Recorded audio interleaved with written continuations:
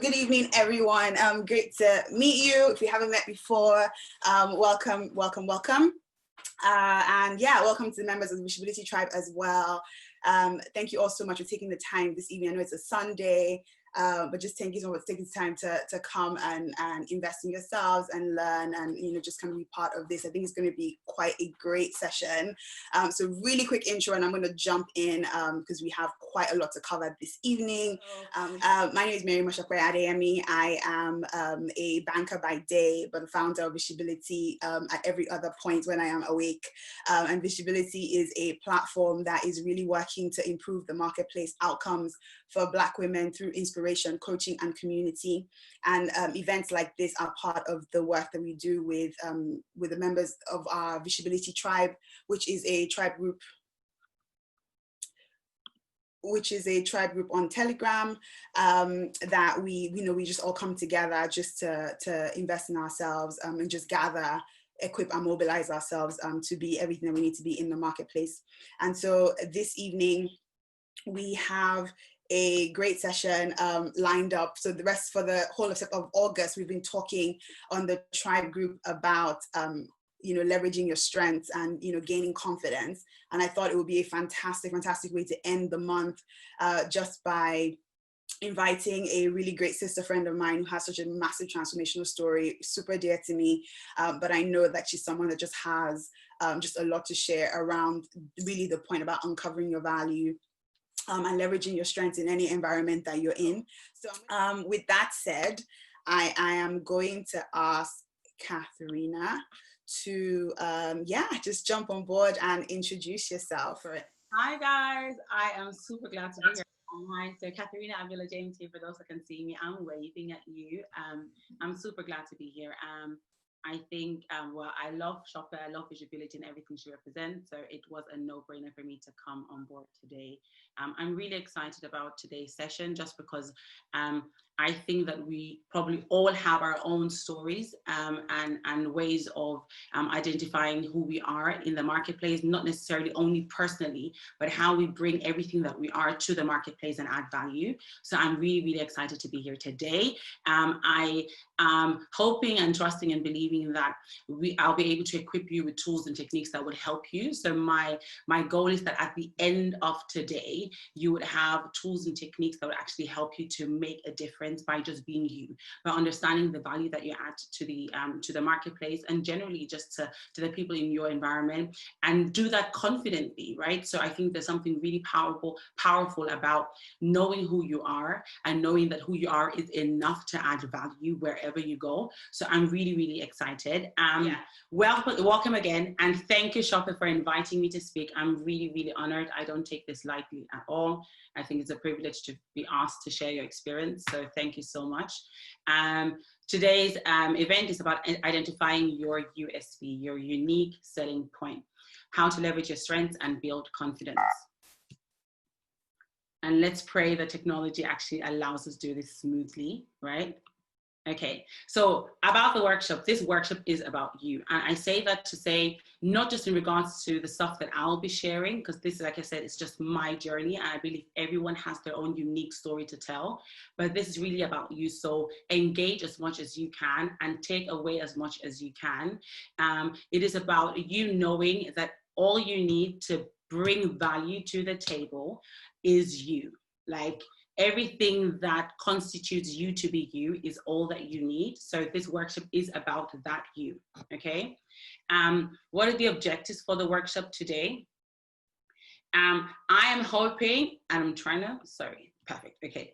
So I am hoping that at the end of today, you would have clearly identified your unique selling point, right? So the objective is to identify your unique selling point and the value that you add on every layer of your organization, okay? So regardless of whether you are a director, whether you are operational staff, whether you are team leader, regardless of your position at work, it's about identifying your unique selling point and the value that you add at every layer in the organization, okay? The second objective is to articulate and communicate your value and what you bring to the table, okay? And we're gonna test this, right? So we're gonna ask some of you guys to actually share this with us, okay? Be able to confidently talk about your value and what you bring to the table. The third objective is to identify areas where you can immediately make a difference with measurable outcomes, okay? So I don't want this to be a workshop where we take a lot of notes, yeah, fantastic session. I actually want us to be able to identify areas in your current workplace where you can literally leave this session after tomorrow's bank holiday, be at work, whether virtually or in person, and know how you can make a difference, okay? The fourth one is to develop a high-level roadmap. And that's a fancy word of saying basically having like a timeline for how you will affect change and make a difference, okay? So it's being very practical. We're gonna look at 3 months, 6 months, 9 months, 12 months, and how can you make a difference incrementally in your workplace, having learned the things that you've learned on this workshop today. And the last thing is identifying an accountability partner. I know people are really about the word accountability, but it's something about just making yourself accountable to somebody, and that could be your spouse, your boyfriend, that could be anybody. Somebody that you are happy and willing to share this journey with and that can hold you accountable, okay? So those are the objectives. But yeah, I'm just gonna start with an introduction, and I'm very intentional about this introduction, okay? So this is not me trying to kind of sell myself here. I'm very intentional about the words I'll be using. I'm very intentional about the journey because it is part of the lessons that I'll be sharing later on, okay? For those of you that don't know me, I'm Katharina Abiola James. I am Austrian Nigerian, so I was born and raised in Vienna, Austria. So I am German speaking, German English speaking, and I pretend to speak Yoruba, which is my parents' language. Yeah. But yeah, so I was raised by parents that in a Christian household. So my parents have always been kind of in the church and ministry.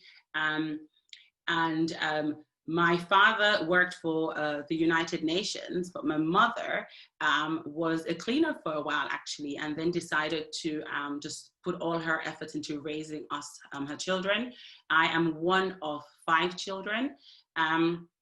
And so my father was working, my mother was cleaning, then looking after us, and then went into full-time ministry. One of the things I loved growing up was the things that I learned in my parents' ministry, which was dedicated to people that were victims of human trafficking. People that were either forced to go into prostitution or selling drugs. And so in my growing up years, I had the really beautiful side of life where I went to a fantastic school and with private Catholic girls only school with the creme de la creme people, even though we were very, very humble, but my parents just believed in good education. That's the only reason why we were in that school. But then going home, I saw the complete contrast, seeing people that really struggled to survive every day. So I grew up always having seen the 2 ends of the spectrum, being around people that know it all and have it all, and people that weren't necessarily educated, were victims of human trafficking and just had a really, really rough past, okay? And I'm going somewhere with this journey. So that has been my reality growing up. I moved to the UK in 2004 and I started university. I studied international relations and law. No idea why. I think the title, I think international relations and law sounded fancy. And I just winged my way through university. Honestly, I had my tutor once say to me that I know that every contribution that you've made here was based on common sense, but I know you can do it if you put your mind to it. So literally it was one of those that I didn't read, I didn't study, I literally just winged my way through and God just loved me and I passed and got my first degree. And so I have my first degree in international relations and law and then my master's in public policy and management. But in terms of work, I have a really interesting background because I started working when I was 14 in retail. When I moved to the UK, I got my hands into different things. My first professional job after university was a community engagement around sexual health and HIV.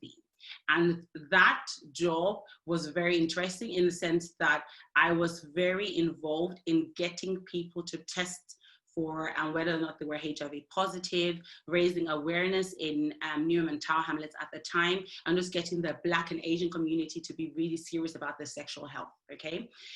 Then I moved into the policy aspect of that, and I worked as a policy engagement officer, looking at, again, sexual health and HIV, but more the policy angle. So not necessarily doing the testing, but more about the policies that are around your health and immigration and people that were HIV positive and access to health services, etc.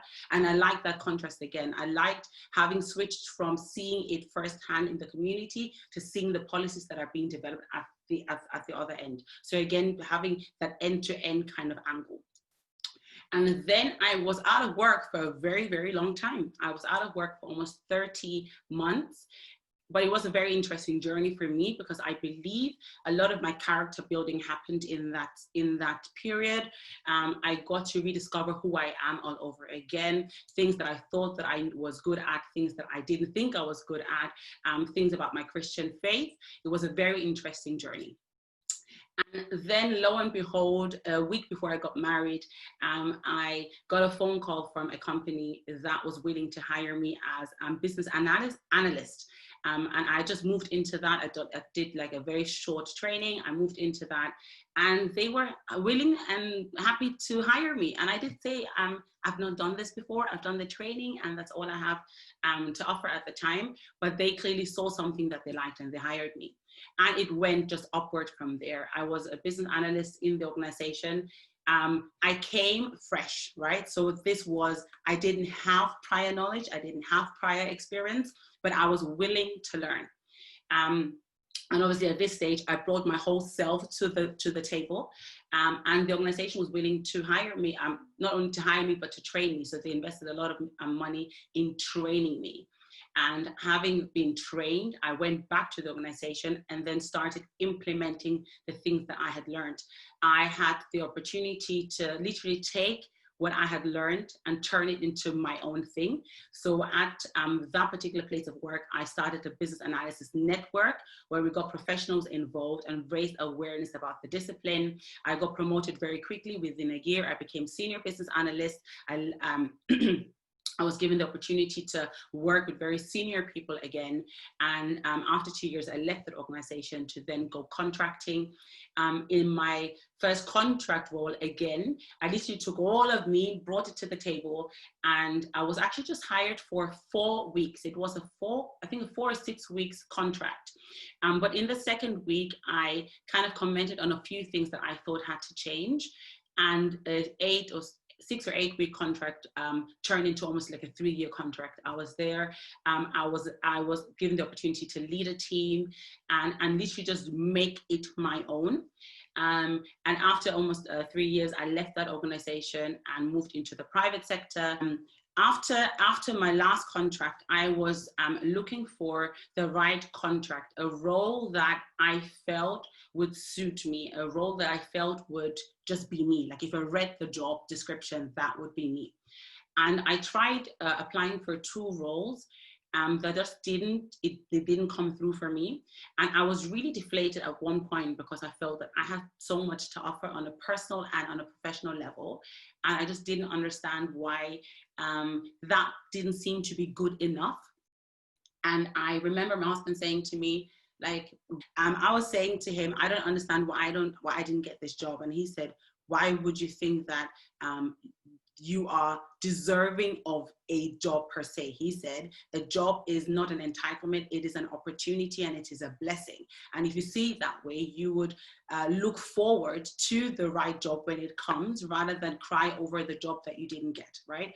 And that really resonated with me. I literally went to bed, woke up in the morning, and something said to me, write down all the things that you can bring to the table.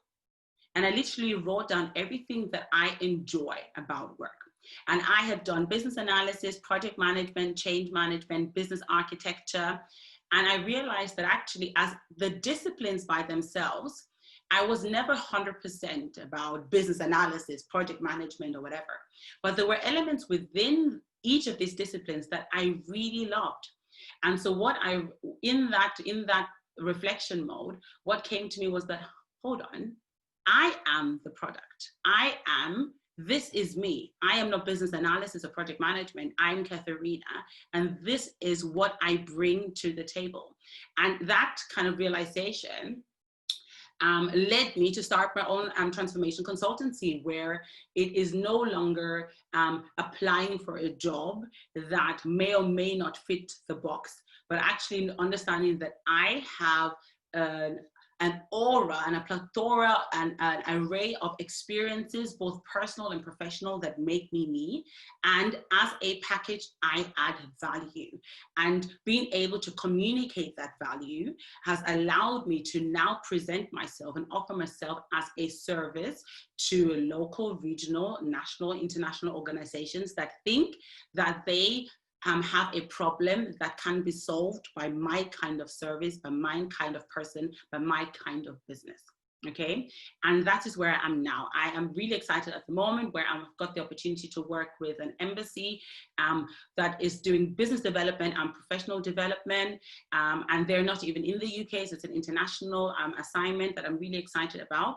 And that is just having moved from feeling that actually nobody wants me, to now being in a place where I realize that everything about me is valuable, and there is a place for the value that I can bring to the table out there somewhere.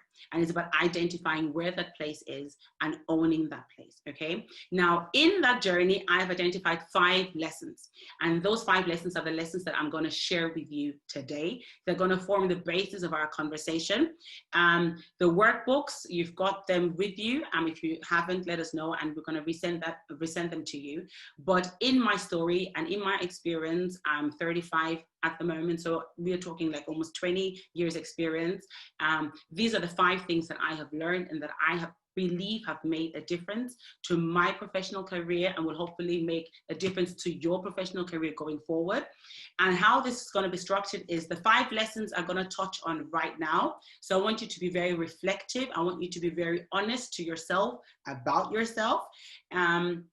And then, having concluded the 5 lessons, we're going to go into the really interactive workshop exercises and et cetera, et cetera, et cetera, right? So I'm going to move on to my lesson number 1. Okay. The first lesson that I learned is the lesson of adding value is more than what you do. Adding value is more than what you do. And what does that mean? A lot of the times, when we think about even our roles, right? So let me refer to me now, and the time that I was a business analyst, right? So what I do is process improvement, operational improvement, systems analysis, and whatever kind of analysis. I don't know the kind of professions we have on the workshop, so please just put it in the chats. But whether you are an accountant or a doctor or an administrator or a receptionist, right? A lot of the times what you bring to the table, obviously, is your role, or what we think we bring to the table is what you do, right? But if we think about that, actually, there are many people that can do what you do. There are many people that do business analysis. There are many people that do project management. There are many people that do accounting. So when we talk about the value and what you bring to the table, surely it cannot be just what you do, because there's more than one person doing what you do. And when I thought about that, what stood out to me was the 3 categories. If you think about, there's something that we refer to as domain, right? Domain knowledge.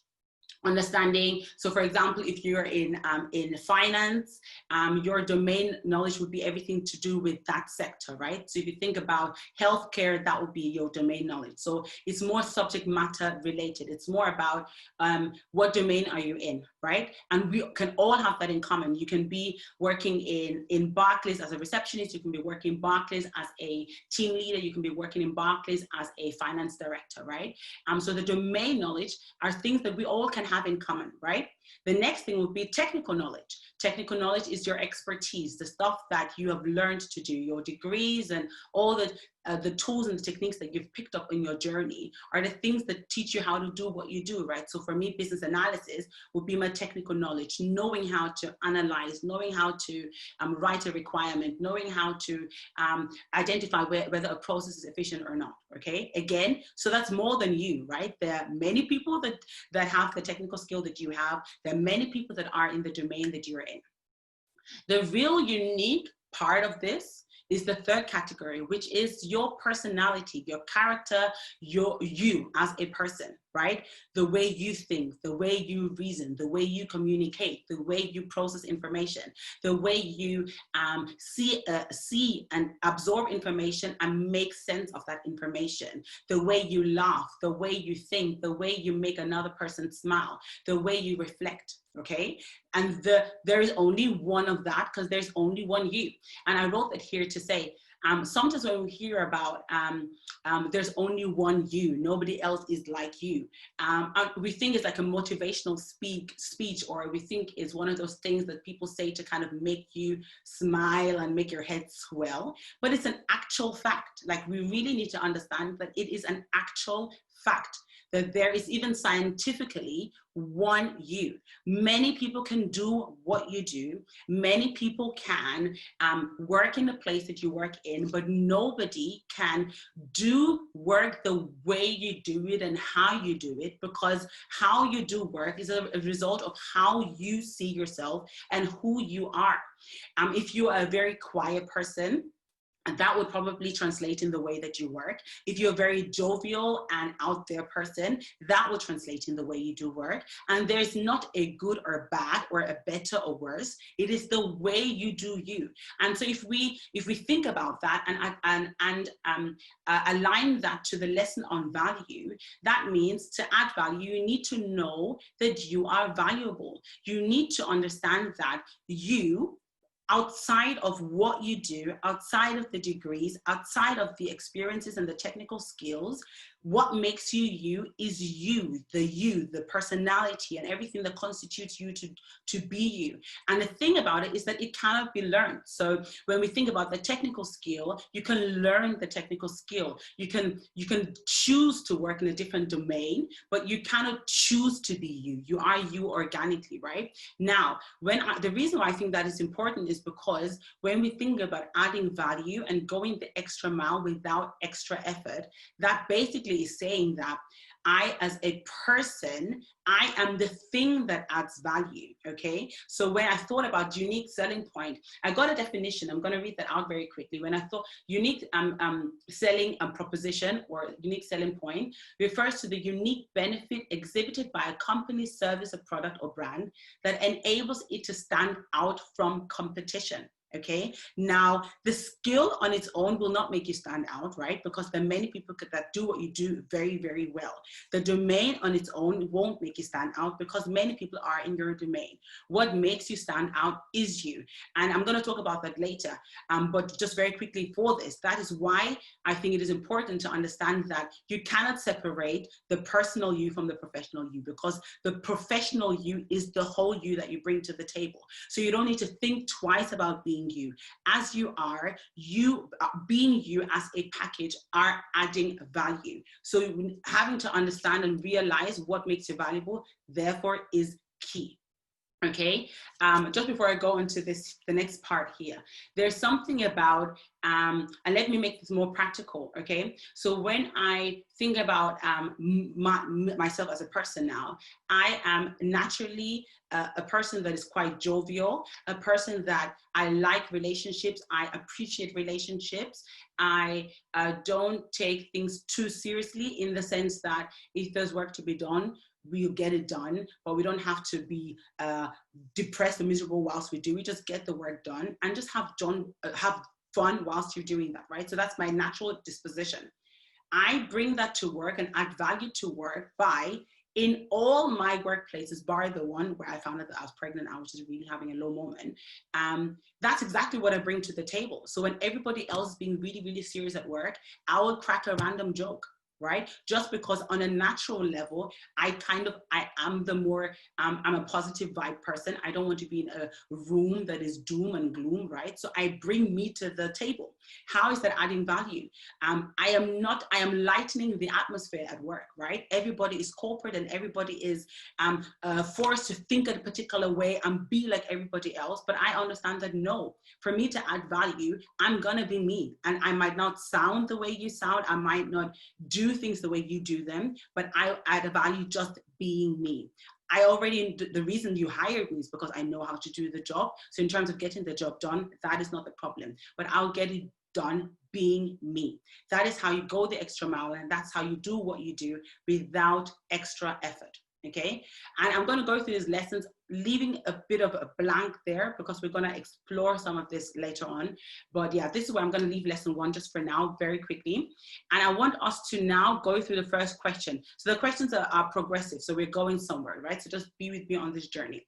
So the first question that I put here is, what value do you currently add to your team, to your department, or to the wider business? So when you answer this question, think about it as whatever role that you currently play, how do you think you're adding value? We had in the poll, we had quite positive comments there saying people know that they're adding value. So what do you do? How do you currently add value to your team or to your department or your business? So I'm going to give you like a minute or two just to answer that.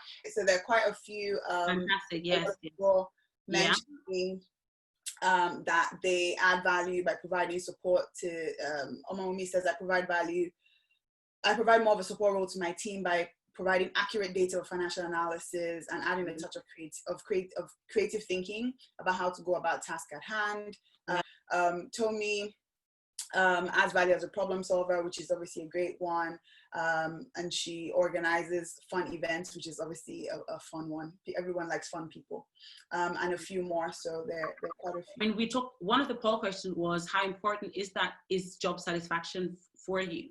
And I think there's something really linked between knowing that you're adding value and being satisfied at work. Nobody wants to be in a place where you don't know that what you're doing is making a difference. So I think this is really, really great that we are able to identify how we add value. So I'm I'm glad, I'm pleased with that.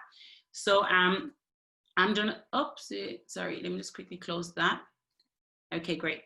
So I'm gonna move on to lesson number 2, and we'll do something similar. So lesson number 2 is everyone's a boss.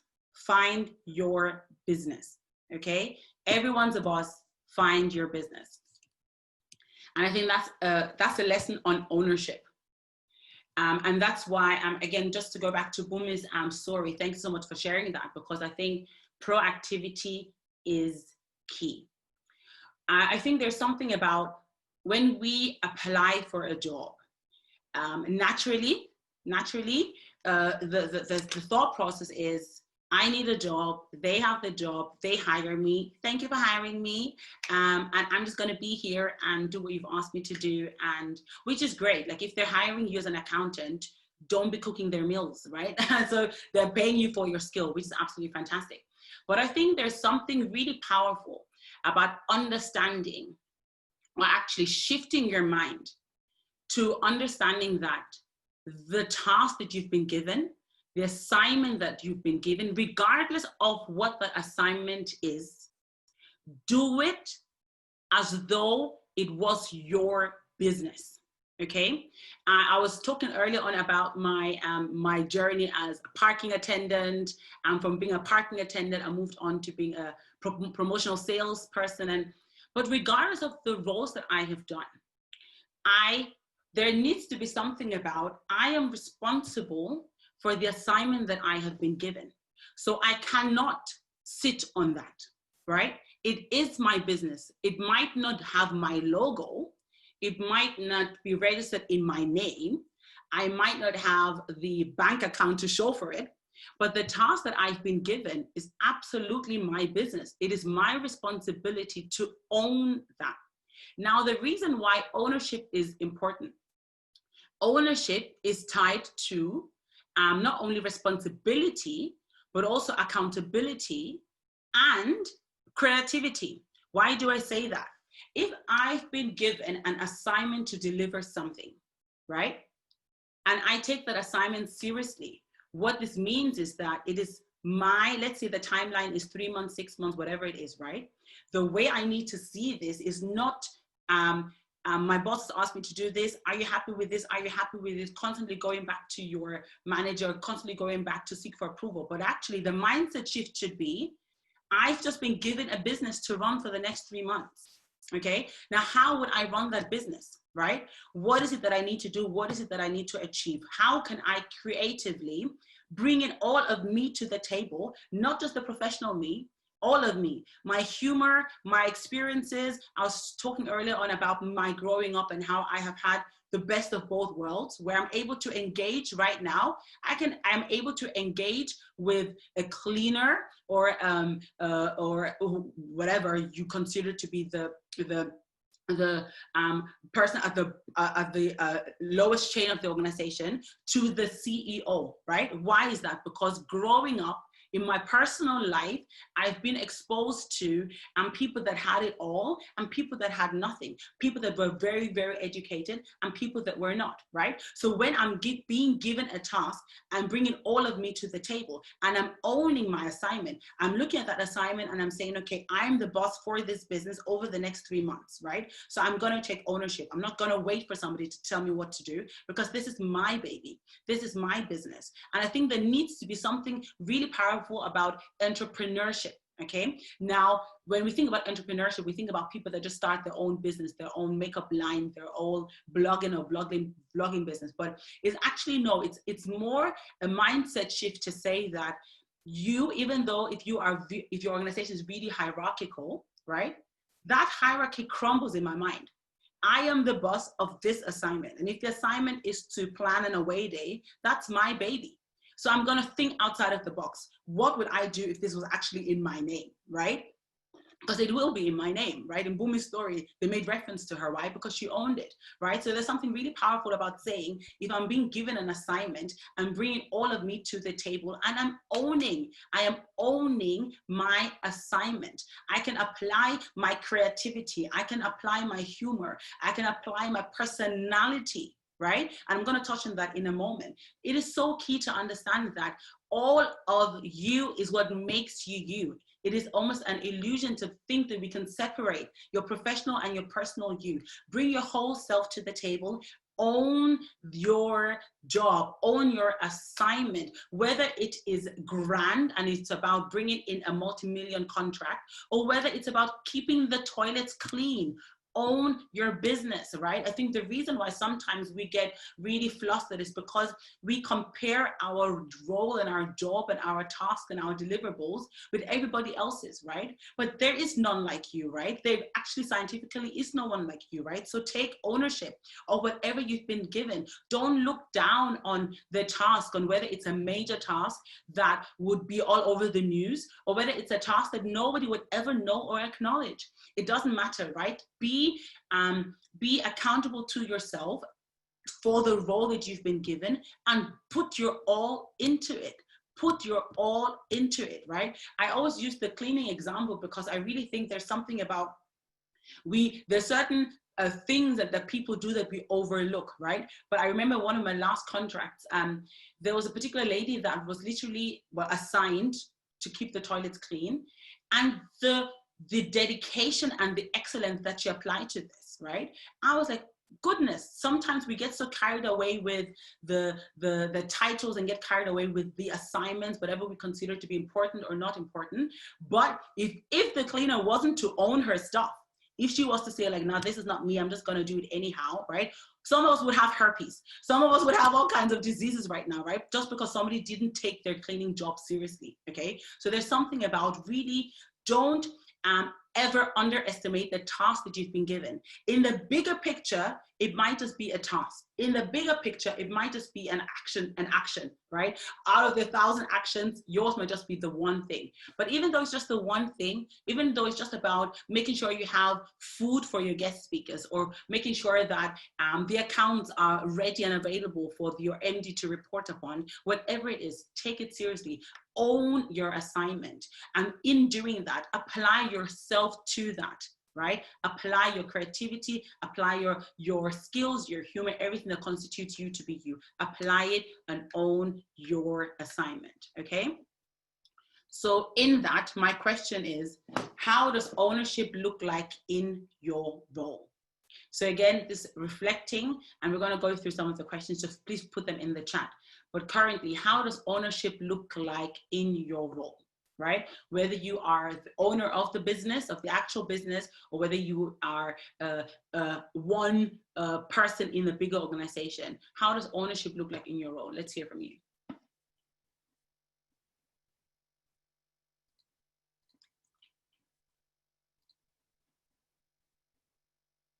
So, okay, so we're going to run through the next lesson now. I'm going to do this quickly, actually, so that we can go through the workbook. Time flies. Lesson number 3, you can add value in a place you don't want to be. I'm going to touch on this just very, very quickly so we can go through the workbook. This is a lesson on attitude. I think it is important to not wait for the right place of work before you bring your A game. I think there's something about understanding that we won't always be in a place that we want to be, but that shouldn't compromise the quality of the work that we deliver. I think it's important to actually, in an environment where you don't want to be, in an environment where maybe your role changed or your team changed or the structure changed or the assignment changed, don't let your environment determine your experience. You can actually get the most and make the most of your workplace by actually looking for the one thing that would put a smile on your face. And if that doesn't already exist, how do you create that? Right? When you know your stuff and you know who you are and the value that you bring to the table, excellence should be your default setting. It shouldn't be the best thing, right? It should be just you, right? Constantly thinking about, I would bring my A game to the table, whether I feel like being in this place or not. Again, a very, very important aspect when we think about bringing your whole self to the game and adding value in the organization. Okay, and here I'm going to ask you guys just to write this down, just because when we go through the workbook in a moment, we're going to touch on those 3 things, right? But very quickly, think about the 3 things that keep you up at night. Okay, when we think about you don't want to be at work or the stuff that really frustrates you, identify 3 things that currently keep you up at night.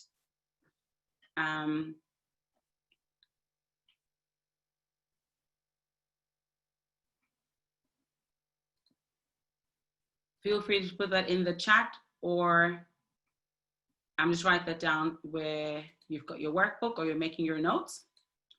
The next lesson is the lesson on when you understand people, you understand business. And when I say business, that means just anything, the marketplace, whatever, right? And that's a lesson on relationship. I said that earlier. I said the idea that you can separate people from work is an illusion.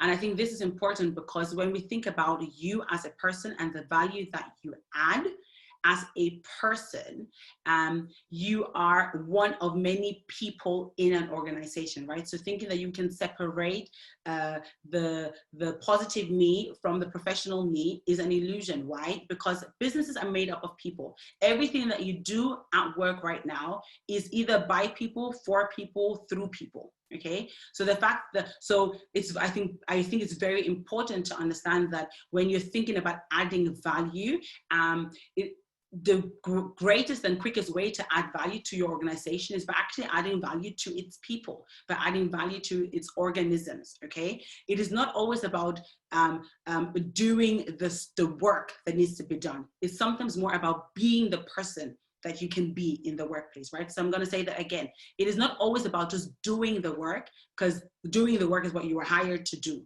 It's about being the person. And being the person also means recognizing people for people, right? Earlier on, we talked about, does work affect you? Does work affect your private life? And the answer was almost 100% yes. Why is that the case? It's because you cannot fully separate personal from professional. When somebody is really harsh, negative and frustrated to you or horrible to you at work, that has a tendency to kind of slip over to your private life, right? So there's something about knowing that when we think about adding value, it's actually not not necessarily what you do, but the atmosphere that you create in the marketplace. When you take a time to get to know people, you can leverage that. You can get to know your director, not as a director, but as a person. When people have conversations with you on a Monday after the weekend and tell you how your weekend was, it is not just something that needs to be done. Get to know people for people. The greatest value that you can add in life is the value that you add to people, is the smile that you put on people's face, is how you turn a situation that is really, really negative into a positive situation, is how you take time to get to know the people that you're working with. So again, this has nothing to do actually with the skill and the domain. This has everything to do with you as you are as a person.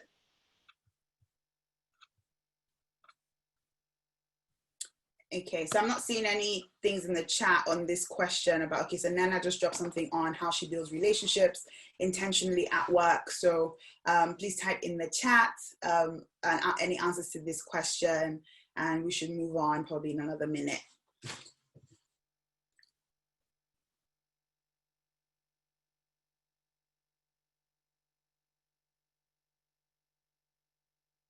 Okay, so we've got some answers on what keeps you up at night.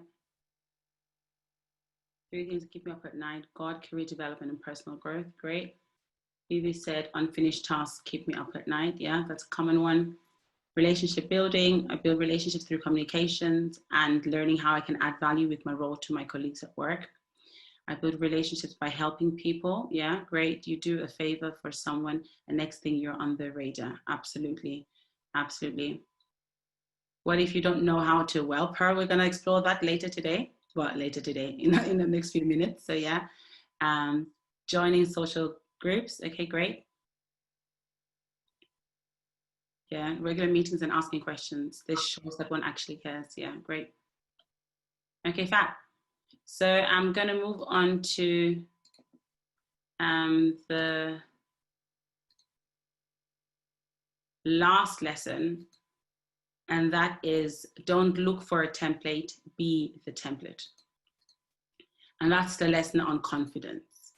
I think there's something that is historic. I don't even think that anybody intentionally created that. I think that's the marketplace where I remember when I first came to the UK actually, and Canary Wharf was an obvious one where you kind of go there for shopping. Like I never actually worked in Canary Wharf, to be honest with you, but you'd go and you'd be surrounded by people that just look the same. Like it felt like there was a particular dress code or a particular way to carry yourself, or and generally, because we know as professionals we are meant to dress and look corporate and be a certain way.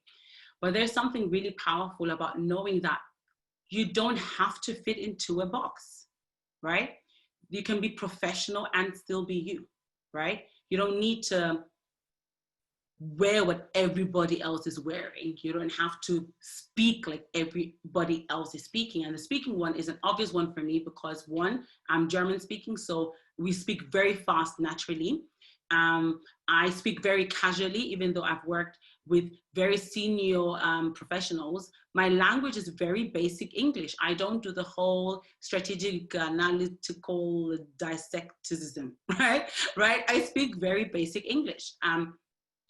And sometimes when you are then in a room of people that don't look like you, that don't sound like you, that don't dress like you, there's a tendency to feel that you are maybe inferior or maybe not as valuable, or maybe cannot, in quote, compete or present yourself in that atmosphere. But I think there's something really powerful about knowing what you have to offer. Okay, I know that I'm not the best business analyst. I know that I'm not the best business transformation consultant. I know I'm not delusional about it at all, actually, right? But I'm also very, very confident in knowing that I bring light to the table. Okay, when everybody else is having a bad day, you're gonna leave that room smiling. And if it requires me to make a stupid joke, then that's what's gonna happen, okay? If everybody else is just antisocial and nobody wants to talk with anybody, I'm just going to get everybody to, hey guys, let's go out for a drink, whatever it is, right? So don't feel the need to have to compromise your identity and your personality to be to add value or bring something to the table.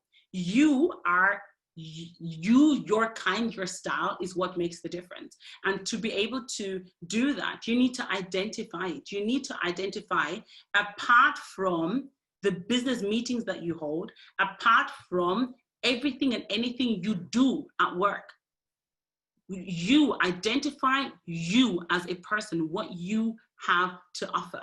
I was talking about the fact that obviously my Christian faith is very important to me. When I would go to work and somebody would tell me that their father just had a stroke or they've had a really bad day, right? I'm not talking about, okay, so how can we complete that deadline? I'm saying, do you know what? I'm going to pray. Let's quickly pray. Do you mind me praying for you? Okay. And I can do that because my faith is me, right? Everything I do and everything I am is my faith, right? So I'm very proud of that. And I take it with me. I don't make any apologies about it. I know when I'm starting a meeting, I'm not going to start with an opening prayer because that wouldn't be appropriate, but I'm actually absolutely intentionally adding value by just being me. So there's something very, very powerful about knowing that they hired you to solve a problem. You've been given the opportunity to solve a problem. So solve the problem your way. You are the solution to that problem. And so identify that uniqueness about you and confidently carry that. If you've heard people say about you that you are so positive, nothing puts you down, you are so strong, then that is something that you can bring to the table and identify how that looks like or can look like in the marketplace. You don't need your director to a sign off your personality. You don't need your manager to say, yes, we're going to promote you for your personality. Your personality is the one thing that you own. You are you. So you can set the standard. You don't need to follow somebody else's template. You be the template, okay? And that's the last lesson here, which is the question on what makes you you. And this is probably one that you might have to take away. I don't think we can probably do this on this session now, but think about it, take a step back. And I don't want to read, or I don't want you to write down great accountant, great risk manager, great event planner. No, I don't want to. I want you to write down what makes you you, right? Your compassionate heart, your kindness, your patience, your strength, your humor, your problem-solving attitude. What makes you you, okay? And I'm going to give you probably just a minute to reflect. Yeah, and if people have, if people actually can answer that question, feel free to answer it in the chat. I think Katharina has given us some really great leads there.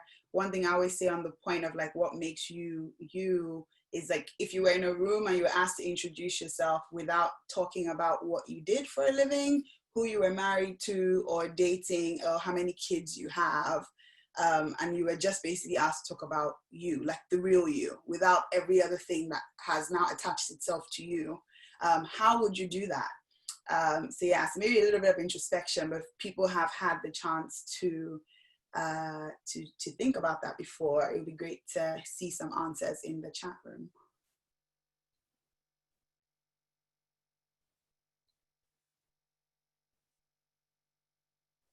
Okay, we have Nena. Yeah. She's always fast to the she's always fast in, you know.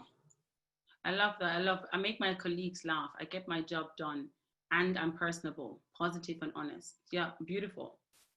And actually, I mean, I talked earlier on about some of my contracts, and my contracts have been extended over and over and over again. And I don't think that's because I'm good at my job, actually. I think it's because I'm personable. I'm sorry. I'll make sure I put a smile on your face. I take people very seriously. And I do think that that's one of the things that has been my unique selling point, just my personality, the fact that I am actually really invested in people, you know? So I love that.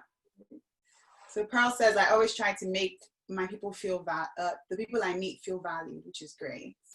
I'm honest, proactive, dependable, and a great addition to any team and knows how to shake things up. Yes, for me, that's great. Awesome. I find the quietest person and I make them feel welcome. I think that's really great.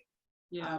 We naturally will gravitate to people who are people pullers, and not everyone will be that. So I think that you definitely fill a gap there, which is awesome. So definitely keep doing that. Yeah. Awesome. Yeah.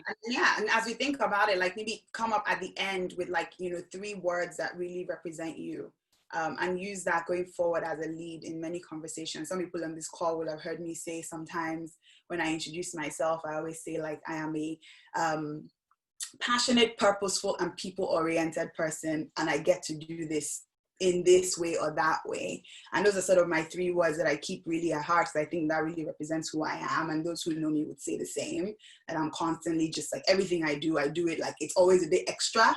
And everything I do, I always do it with a reason, and that's the purposeful. And everything I do, I always do because of someone, or because it's going to help people. So I think those are the 3 things that I always keep in my mind, and I've sort of added it to my introduction of myself, and it's actually giving me a lot of confidence. So just sharing like a personal story now, it's giving me a lot of confidence that in any environment that requires passion, purposefulness, and service to people, it generally means that I would thrive, because those are like, that's just sort of innately who I am. There are various other things that then plug into that, but those are sort of like my grounding words. So aside from anything, whatever I do, my career, my business, my philanthropy, whatever I do, those 3 things kind of underline that. So as you're thinking about what makes you you, you might find it helpful to come up with, your 3 sort of anchor words.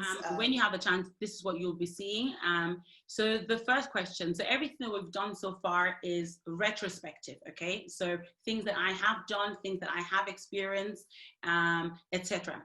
Going forward, this is now moving forward. Everything that you now know about yourself, the person that you are, what makes you unique, those 3 words that kind of describe you as a person, what you bring to the table aside from domain knowledge and technical skill, and all of that. We're taking that to the next level, right? So earlier on, I asked you to identify 3 things that keep you up at night, okay? And having looked at those 3 things, I want you to now split them into what lies within your control to change and what doesn't, okay? So you want to separate what we should actually be focusing on, right? Because if there are things that you cannot control, there's probably no point spending too much time trying to change it since it's outside of your control, okay? So the 3 things that you wrote down earlier into up at night, put them into the relevant bucket. Is it within your control to change? Or is it outside of your control to change? And then try and give it a rationale, okay? So for example, one of the things that I've done was in the first role where I worked as business analyst, the organization just did not understand business analysis. So I was hitting a brick wall every time I was asking people to give me their time because I needed to have a workshop, I needed to have this, I needed to have that. People didn't understand what business analysis was, and it frustrated me because I didn't feel that I could move on because people didn't get it, right? But what I did was I thought of, hold on, I need to get my job done. How can I get my job done? Is this a problem that I could actually solve? And it was within my control to change. Why? Because I realized that, hold on, people don't know about something, tell them about it, right? And that's why we created the Business Analysis Network, right? So even though the problem was a corporate problem, it wasn't just on my level, it was all through the hierarchy. People didn't understand it, which is why they weren't accommodating to contractors, they weren't accommodating to consultants. But we changed that by saying, actually, let's create a BA network, a network that teaches people about business analysis. And that changed the organization. I think till date, they might still even have it. And this is like 6, 7, 8 years ago now. So identify really in your role right now, the things that keep you up at night. I think somebody said earlier on, not being able to complete my tasks or something. Is this within your control or outside of your control? So identify that and explain your rationale, okay?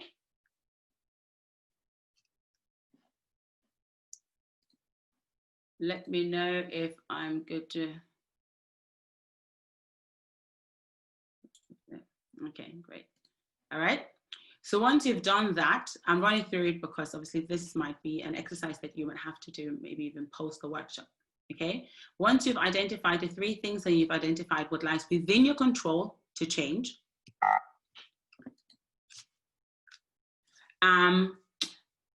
try and explain what good would look like. Okay, now the things that are outside of your control, let's park them for now, because we don't want to spend a lot of energy and a lot of time and a lot of resources trying to change something that we cannot change because it isn't within our control. Okay, so let's park the outside of our control for now, and let's focus on the things that are within our control to change. Okay, if it's one thing, if it's two things, if it's three things, what does good look like, right? This is currently keeping you up at night, okay? So what would an ideal situation look like? What would good look like? If in my case, let me go back to my example, if the current situation was like, nobody understands business analysis, I'm hitting a brick wall, I'm not getting any engagement, I'm not moving forward because people don't want to engage with me, that's what keeps me up at night. So what does good look like? Good looks like people have a clear understanding about what I do. People have a clear understanding about the value that I add as a business analyst in this problem to the organization. Good looks like people are engaging. When I'm asking for a workshop, people are actually accepting the workshop and they are attending the workshop. When I am holding a seminar, whatever, people are attending, right? So just try and describe the ideal situation to that thing that currently keeps you up at night. Okay, and I think good looks like is a term that is being used a lot in the marketplace. I'm sure you're probably conversant with that, but that's a very, very important thing. I think just generally in your personal life, in your professional life, being clear about what you want a situation to look like, what you want a situation to feel like. Because what you can then do is you look at that situation in its good state, and you look at how can I, as me, Katharina, with all her quirks and all her uniqueness, how can I make that good look like situation happen? How can I contribute to that good looks like picture? Okay, and that's why it's important to not just know who you are and know your value and be confident in knowing what you bring to the table, but it's also knowing that this you has the key to solving a particular problem. Okay, but be very clear about what that solution or what that outcome to the problem rather would look like. Okay, let me know if I need to stop, but I'm going to move on to the next one. Okay, so I mean, feel free to come off mute at this stage, guys. So we've identified what keeps us up at night.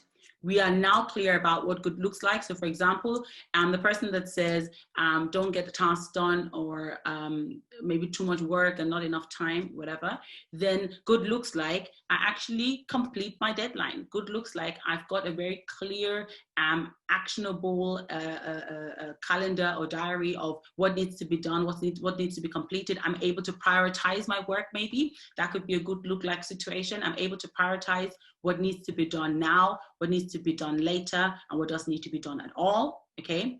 But again, when you're answering these questions, don't answer them in a way that you think you need to answer them. Answer them as you. How would you solve this problem? How would you and everything that constitutes you solve that problem, right? There's also something about ownership in this question, okay? And this is where it will come to light, okay? This is the roadmap or the timeline that I touched on earlier. I can't see comments. I would love for people to actually engage. Okay, can I see something here? Okay, what's this? Okay, I had somebody leave, no problem. Okay, great. So this timeline is where you say to yourself, okay, I've identified what keeps me up at night. It is within my control to change, so I'm going to change it. I'm going to take ownership. It's keeping me up at night, so I'm not smiling. I could have a really bad attitude, but I choose not to. I choose to bring my whole self to the table, and I choose to own this and make a difference, okay? And I'm going to do this incrementally. I'm going to take the problem and I'm going to split it into 4 chunks. I'm going to split it into 3 months, 6 months, 9 months, and 12 months. Okay, and let's assume that 12 months is the cycle, right? So in 12 months, I need 100% change to have happened. Okay, you could almost split it into, okay, in 3 months, okay, what I would like people to just acknowledge that there is a problem here that needs to be addressed. Maybe that's what good looks like in the first 3 months. Okay, and maybe in the next 3 months, good looks like people are actually engaging in providing a solution to this problem, whatever it is, okay? So as a person, make this really, really relevant to yourself, right? Look at, for your role, in your situation, the problem that you've identified, what does good look like in the first 3 months? And the reason why the timeline is important is because you want to make this realistic. You want your proactive adding value to be realistic. Okay, remember, this is not an assignment. This is not something that somebody has asked you to do. This is you choosing to add value, choosing to own your assignment, choosing to make a difference by being confidently the person that you are, professionally and personally. Okay, so what can you do in the first 3 months to change the narrative of that thing that keeps you up at night? Okay, and it could just be the one thing. It could be an email. It could be writing a proposal for maybe a change. If one of the things that frustrate you at work is we do the same stuff over and over again, and the results are just not the results that we are looking for, and nobody wants to engage, and nobody's whatever. Maybe the first thing is for you to write a proposal and to send that to your manager, right? You're being proactive. If you're a very artistic person, bring your art into the proposal, right? If you are into music or whatever it is, bring your whole self to the table and present your proposal in a way that it represents you, and it would still pass for being corporately acceptable, okay? So really, really be realistic about how you can bring your whole self to the table, make a difference without necessarily having to spend more time, spend more money or anything. Just you as a person changing the narrative in your workplace, okay? So at this point, I'm actually going to ask 1 or 2 people to share what they've written down so far, just so I know that I'm not just talking to myself.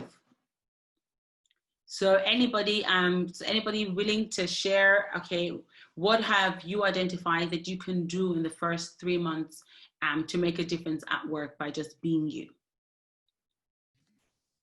I think for me, in the first 3 months, I'm going to sort of take some time to actually think about how I add value. And yeah, just think about, you know, and also some attitude changes about, you know, what I can actually make out of where I am now. So yeah, it's been really helpful. Thank you. Great. Thank you so much, Tamara. Thanks a lot. And I think, yes, I think for some people, sometimes it's obvious that you're adding value, but and in the next question, I'm actually going to explore that a bit more in terms of the exercise. But I think it's fair to say to think about how I'm currently adding value, because sometimes we add value and we just don't recognize that we are adding value.